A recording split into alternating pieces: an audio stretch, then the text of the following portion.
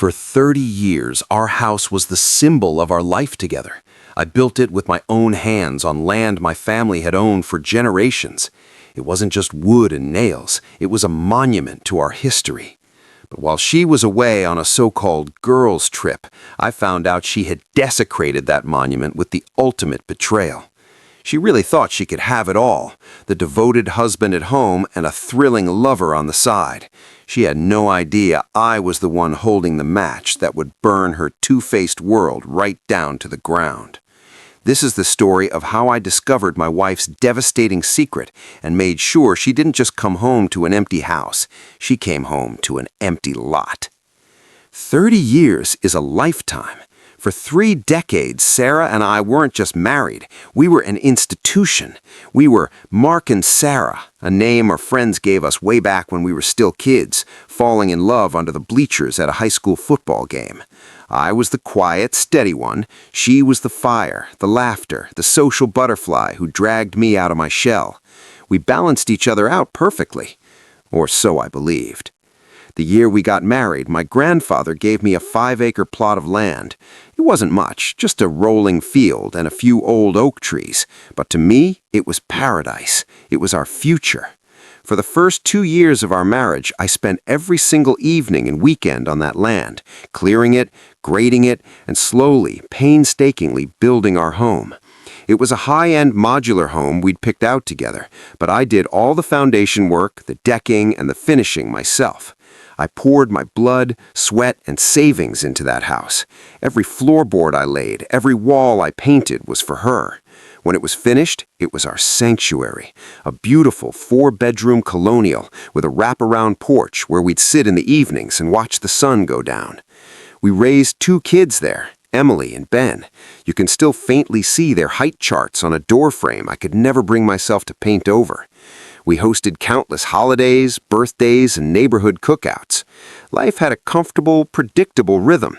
I ran a small but successful contracting business, giving us a more than comfortable life. Sarah was a stay-at-home mom, and once the kids went off to college, she filled her days with gardening, her book club, and some charity work. Looking back, maybe that's when the cracks started to show. That comfortable rhythm became a monotonous routine. Our conversations turned from dreams and passions to grocery lists and leaky faucets. The passion I fell in love with had faded to a polite, distant warmth. I just told myself this was normal for a long marriage. The passion of youth mellows into quiet companionship. I loved her deeply, and I never, not for 1 second, doubted she loved me too. What a fool I was. I was living in a museum of a marriage, admiring the exhibits, totally oblivious that the curator was secretly selling off the priceless artifacts behind my back. The beginning of the end started with what seemed like a nice gesture. Sarah announced she was going on a 2-week girls' trip to Italy with 2 friends from her book club. She'd talked about it for years, this dream of seeing Tuscany. I was genuinely thrilled for her. I told her to go, transferred extra money into her account for shopping, and even drove her to the airport. As I watched her walk to security, she blew me a kiss. "I'll miss you," she shouted. I felt a pang of loneliness, but also deep contentment. My wife was happy, our life was good. The first week was a blur of texts and photos, pictures of pasta, ancient ruins, and Sarah smiling with her friends, a glass of wine in her hand. I'd text back photos of my sad microwave dinners, and she'd reply with laughing emojis. It all felt so normal. Then came that Tuesday night. I was working late in my home office, trying to sort out some invoices. My laptop was on the fritz, so I decided to use Sarah's MacBook, which was sitting on her desk. She'd told me her password years ago, the name of our first dog. I never had a reason to use her computer, but tonight it was just easier. As it booted up, her email opened automatically. I wasn't trying to snoop. I was just about to close it when a new email popped up. The subject line was, "Can't wait to have you back in my arms." My heart stopped. The sender's name was Richard, not one of her friends. Richard. My hand started to shake. This had to be a mistake, a joke, spam, anything but this. I clicked on it. The email was short, but it detonated my entire world. My dearest Sarah, this last week in Rome has been the most incredible time of my life. Waking up next to you, seeing the city through your eyes, I can't believe we have to go back to pretending. I'm counting the seconds until we can be together for good. I love you more than words can say. Yours forever, Richard.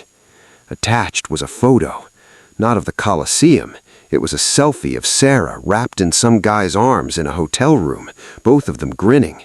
She was wearing the silk robe I bought her for our 25th anniversary. I couldn't breathe. A cold, metallic taste filled my mouth. I started digging. With a few clicks, I was in her scent folder, her trash, her photo archives.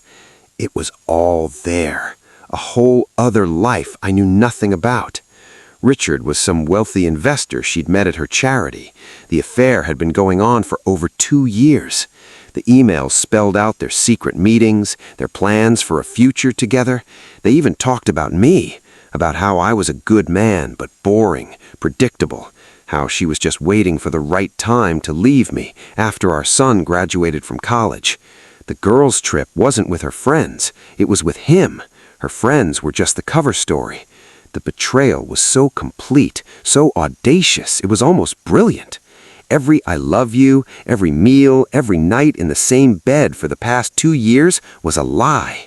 30 years of my life felt like a total sham.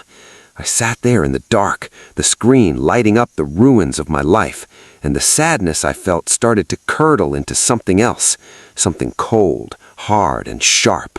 It was rage, a calm, calculating rage I had never felt in my life. She hadn't just cheated, she'd made a mockery of my entire life in the very house I built for her. And right there in the dark, I knew I wasn't just going to confront her. No, I was going to give her exactly what she deserved, an ending so final there'd be nothing to pick through. The next 9 days were the longest of my life. I just went through the motions. I answered her cheerful texts. I told her I missed her. I played the part of the dutiful, lonely husband, all while this cold fury was building inside me. I didn't sleep. I just planned. Whole life I'd been a builder. Now my mind was focused on one thing, a single, elegant act of deconstruction. My first call was to a divorce attorney. I laid out the whole story, showing him the mountain of evidence from Sarah's laptop. He was practically salivating. "We can crucify her," he said, talking about infidelity and wasting marital assets. "We'll go after alimony, take her for everything." But that's not what I wanted. A long, messy court battle just felt like giving her more of my time. I wanted a clean break, symbolic. I wanted her to feel the exact same shock and loss that I felt. I asked him a very specific question. Who owns the house? He pulled the records. The 5-acre plot of land was in my name alone, an inheritance from before we were married. That made it my separate property. The house itself, though, was a marital asset. We paid for the modular components from our joint account. He said she's entitled to 50% of its value. You can't just get rid of it. The moment you file divorce, you're legally prevented from disposing of any assets. But I wasn't going to file divorce. Not yet. He warned me not to do anything rash, talking about legal consequences and criminal charges. I listened, nodded, and paid him for the consultation. His advice was sound, logical, and completely useless to me. He saw a legal problem. I saw a problem of justice. I knew the house was a high-end modular build. It looked like a traditional home, but its main parts had been delivered on trucks and assembled on the foundation I built, and that was my loophole. It wasn't just a house, it was a structure that could be unassembled. My next call was to a specialized company I'd worked with before. They were experts in relocating large structures. I told the owner, a guy I knew for years, that I had a buyer in another county who wanted the house, and I needed it moved fast. I told him the land was mine and I was handling the title. I paid him a huge premium for a rush job, an emergency relocation, in cash. He asked a few questions, but my reputation and the stack of bills I put on his desk were enough to make him stop asking. He agreed to do the job the day before Sarah was scheduled to fly home. The next few days were a blur. I went through the house room by room with the cold precision of an auctioneer. I packed up everything that meant something to me or my kids. Photos, school projects, my grandfather's old tools, my favorite books. I rented a big storage unit and filled it to the top. Then I dealt with her things, her designer clothes, her expensive novels. I packed it all carefully into dozens of boxes. I didn't destroy a single thing. Destroying it felt too emotional. This wasn't a crime of passion. It was an execution. I addressed every box to her lover, Richard, at his fancy downtown address, which took me 5 minutes to find online. I scheduled a shipping company to come pick them all up. Let him deal with the baggage he was so eager to take on. The last thing I did was walk through the empty house one last time. I ran my hand along the walls I'd painted, stood in the kitchen where we danced on New Year's Eve, and looked out the bedroom window at the oak tree with our initials carved in it. A wave of sadness washed over me, not for the woman she was now, but for the girl I had loved and the life we were supposed to have. I was mourning a death, and this was its funeral. The day before her flight landed, a convoy of trucks and a massive crane rumbled up our long driveway. The relocation crew worked with brutal efficiency. They were masters of their craft. They separated the house into its core modules, lifting each massive section off the foundation with the crane and placing it onto a fleet of wide-load trucks. I just stood on the porch, coffee in hand, and watched them dismantle my life. It was surreal. The roof came off first, then the second story, then the main floor. Each piece was wrapped and secured, ready for a trip to a new owner I didn't know and didn't care about. I didn't feel angry or sad anymore, just a strange, hollow sense of peace. It felt right. By late afternoon, it was over. The trucks carrying the dissected remains of my home drove away. All that was left was the concrete foundation, the wraparound porch that now led to nowhere, and the outline in the grass where our life used to be. The crew even cleaned up the debris, leaving the lot eerily clean. They even took the mailbox. I spent one last night there, sleeping in my truck parked on the empty plot. I looked up at the stars, which were brighter now without the house in the way. The air felt different, lighter. It felt like the land could finally breathe again. It was my land again. The monument to her lies was gone. All that was left was the truth, stark and undeniable under the open sky. I had erased the scene of the crime. The next afternoon, my phone rang. It was Sarah, her voice bright and bubbly. "Hi, honey. We just landed. I'm so excited to be home. Can't wait to see you." "I'm not there, Sarah," I said, my voice perfectly calm. A slight pause. "Oh? Where are you? Is everything okay?" "I'm fine. Just had some things to take care of." "Okay, well, I'm grabbing a taxi. Should be home in about an hour. I'm exhausted, but I brought you something nice." The line was buzzing with her fake excitement. "There's no need to rush," I said. "Take your time." I waited exactly 1 hour and 15 minutes. Then my phone started blowing up. Frantic calls, one after another. I ignored them. Then the texts started flooding in. "Mark, this isn't funny. Where is the house? Is this some kind of sick joke? I'm at the property. The house is gone. Mark, answer me. What did you do? My things, everything is gone. I'm calling the police." I let her panic for a full 30 minutes. I could just picture her standing there on the empty lot, her suitcase at her feet, the setting sun casting a long shadow where our front door used to be. I imagined her dawning horror, the slow, sick feeling as she realized this wasn't a prank. Finally, I answered. She was hysterical, a shrieking, sobbing mess. "What happened? Was there a fire? A tornado? Where is our home?" "It wasn't a fire, Sarah," I said, my voice as cold and empty as the lot she was standing on. "It was a relocation, and it's not our home anymore. It was a marital asset, and I liquidated it." Silence. The shrieking stopped, replaced by a choked gasp. "You, what? You can't do that." "I can. The land is mine, the structure was movable, and I have a new life to build on it. As for your things, I sent them to a forwarding address. They should be arriving at Richard's place any time now. I figured since you were planning a future with him, you'd want your stuff. The sound that came through the phone wasn't human. It was a wail of pure despair. The sound of a person realizing they've lost everything, with absolutely no one to blame but themselves. After 30 years, Mark. 30 years!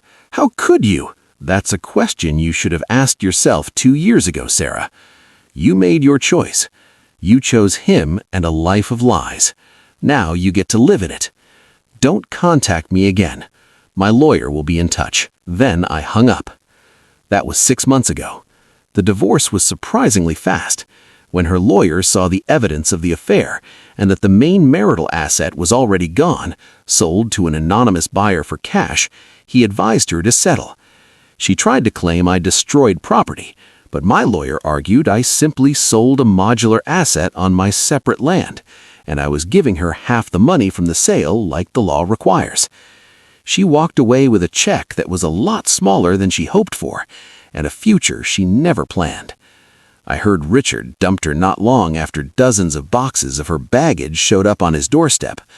I guess the reality of her was a lot less fun than the fantasy. As for me, I'm still here, on my land.